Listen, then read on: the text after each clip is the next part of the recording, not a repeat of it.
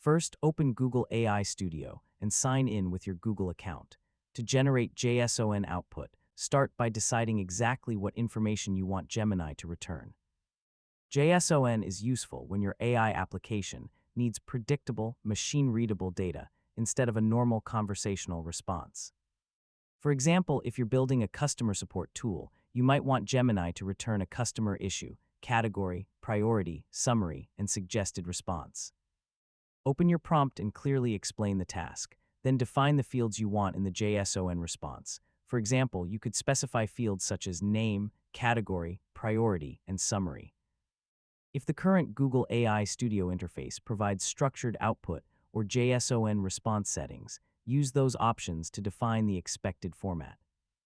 Next, provide Gemini with sample input and generate a response. Check whether the result contains all the required fields and follows the expected JSON structure.